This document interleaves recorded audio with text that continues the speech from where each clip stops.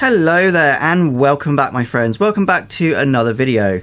In this video we're going to be taking another look at my Nano shrimp aquarium. This is a 30 litre QubiQ aquarium. It has gone through quite a lot of different stages to the point you see it now. And in this video I'm going to describe what I've done to rectify some of the issues that I had with this tank. Right now it looks pretty good. I'm pretty happy with it. We've got lots of vibrant growth from the plants. The fish are happy. The shrimps, as you can see, are all out. They're all eating. They're getting bigger. Some of them are starting to berry up. So good news all round. However, 4 or 5 weeks ago, this tank looked very different. It looked an absolute state. Things weren't growing. Plants were going yellow, going brown. They were dying. They weren't growing at all. And it was just an absolute mess.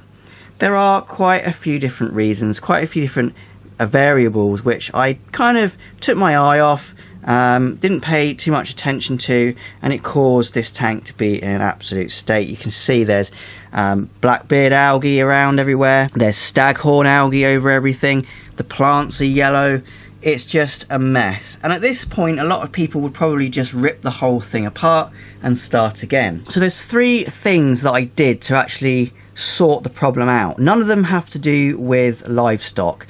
The issues were rectified without adding any more fish, and they were rectified without adding any more shrimps or snails.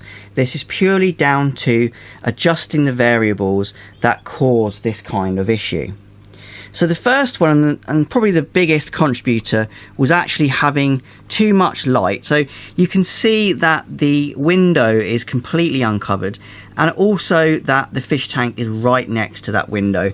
And you can see all the algae bubbling away. It's more than happy because it's getting the light it needs, and it's photosynthesizing and living the dream. However, that's not much good for the plants because it's too bright. It's promoting the algae, and then the algae is out-competing the plants, and the plants aren't able to grow. If the plants are covered in algae, then they're not going to grow very well. They're going to be competed against and potentially die. So that was the first thing that I rectified. I have covered my window in a black felt so the light doesn't get through. Obviously, translating this into your home aquarium, if it's by a window, then maybe draw the curtains if you can. But if you can't, what you could do is put some backing, so the plastic background, onto the sides of the aquariums that are getting the most sunlight, and that will block out the sunlight from getting in there and help to prevent the excess sunlight causing that nuisance algae.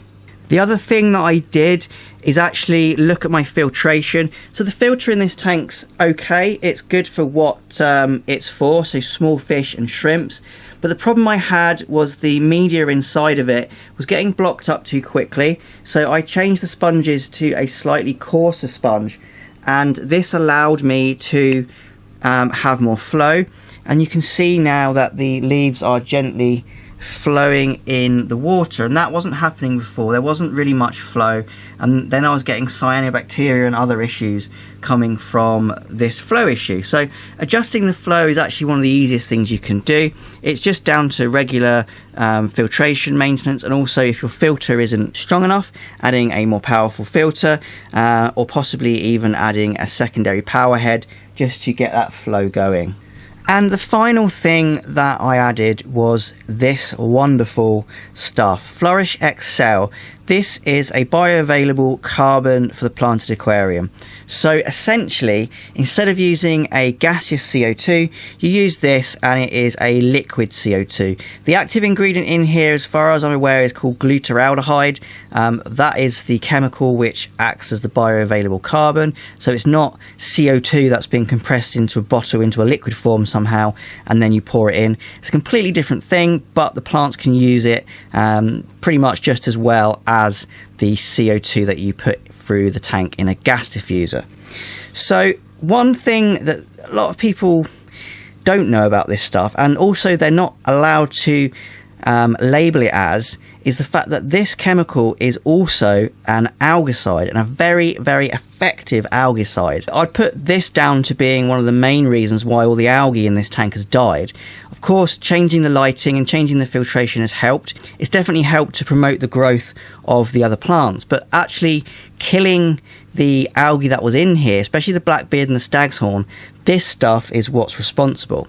Now, if you have a bottle of this, or if you are going to buy a bottle of this, if you look at the back of the bottle, it's got dosing information. So the first day you dose quite a lot, and then going forward you reduce that dose, probably 1/10 of the dose that you initially put in there. But what I recommend you do is just continue using the initial dosage. So although it's quite strong, it does have that algicide effect, and it absolutely murders all of the algae in your aquarium. What will happen after a couple of days, all that nuisance pest algae will go red, and then it will start to go clear where it's died, and then you can obviously remove it or just allow it to decompose in your aquarium. And that's what this stuff does. It's a secret magical ingredient.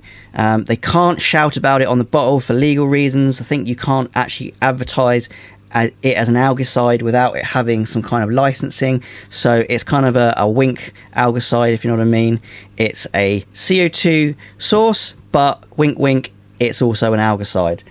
So absolutely recommend using this. So in this tank, this is 30 litres. I'm putting 4 mils of this in a day. So you can see obviously that it's totally fine for shrimps, and it's totally fine for fish at this dosage. And there isn't a single bit of blackbeard algae or staghorn algae in here anymore. It all melted away within a few days. So wonderful, wonderful product. Seachem Flourish Excel, highly recommend it. I've also been adding a liquid feed to the tank. So I use estimative index feeding from my macroalgae tanks, so I just put a little bit of that in there, and that's just a big mixture of micro and macronutrients, similar to what you'd find in a normal plant liquid fertilizer, but I just make it myself out of the chemicals, the powdered chemicals. I mixed it all up myself.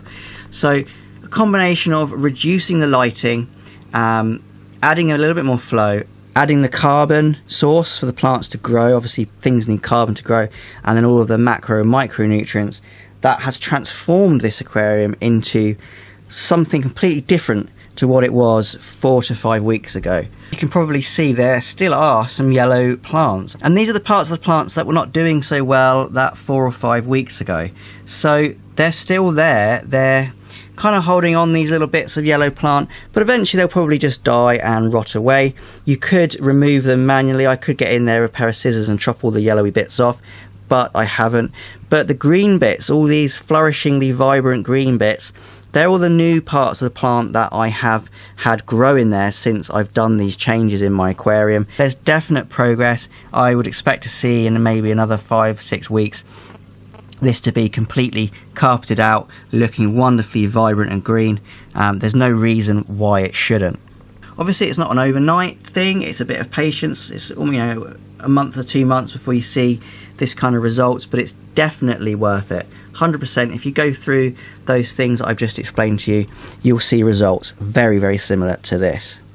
So thank you so much for watching. If you've liked this video, please remember to leave a like below. It really helps me be found on YouTube. It helps all the search algorithms, so definitely leave a like if you've enjoyed the video. Also subscribe to my channel if you haven't subscribed already, and then you can see all of my new content as it's released. So once again, thanks very much for watching, and happy fish keeping.